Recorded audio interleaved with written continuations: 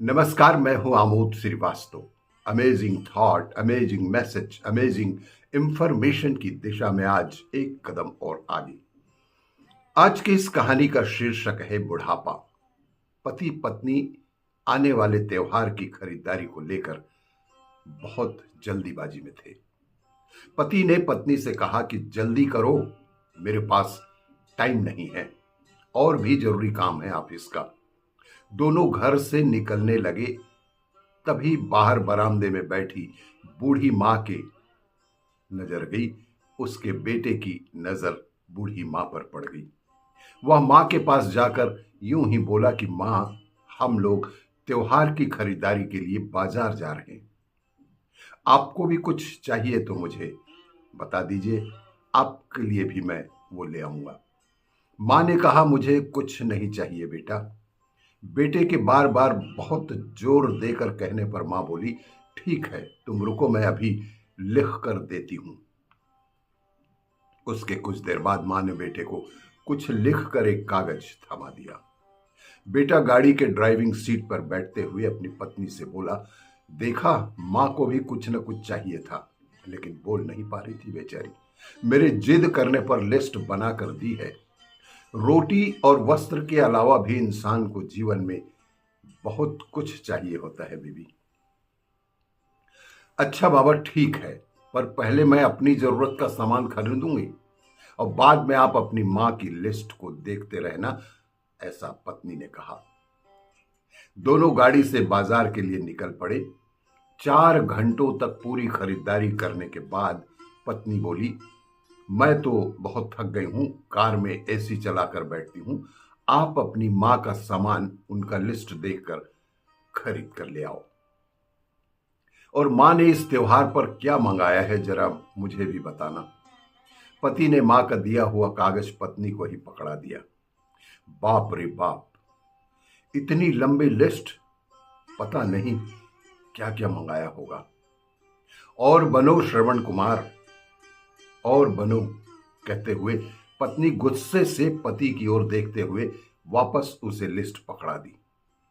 पर यह क्या, पति की आंखों में आंसू आ गए और लिस्ट पकड़े हुए हाथ सूखे पत्ते की तरह कांप रहा था। उसका पूरा शरीर बेसुध सा हो गया था। पत्नी बहुत घबरा सी गई कि क्या हुआ, ऐसा क्या मांग लिया है तुम्हारी मां ने कि तुम्हारी हालत ऐसी हो गई है। यह कहकर पति के हाथ से पर्ची झपट ली और बेहद बेहद हैरान थी पत्नी भी, क्योंकि इतनी बड़ी पर्ची में बस चंद शब्द ही लिखे थे।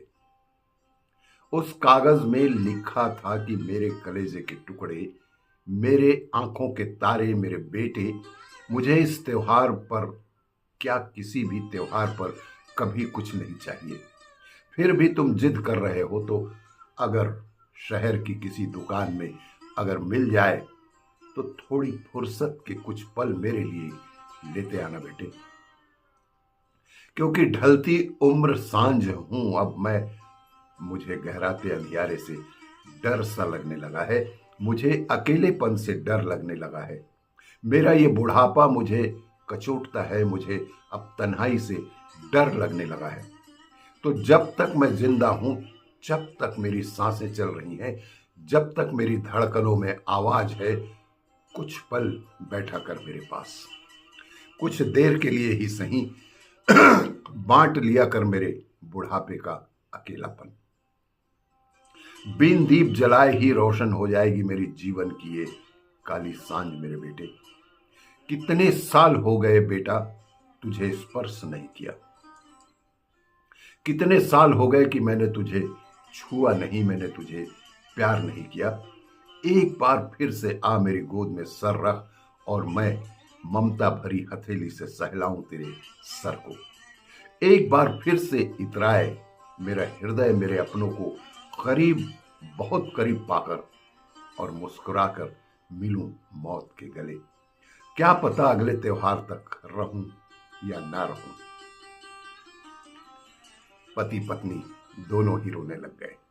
दोस्तों, हमारे माता पिता को सिर्फ हमारा प्रेम चाहिए, हमारा साथ चाहिए, हमारा आदर और सम्मान चाहिए, और कुछ नहीं, बस यही तो बुढ़ापे की चाह होती है। आपको ये मेरा वीडियो अच्छा लगे तो लाइक करें, शेयर करें और सब्सक्राइब अवश्य करें। धन्यवाद।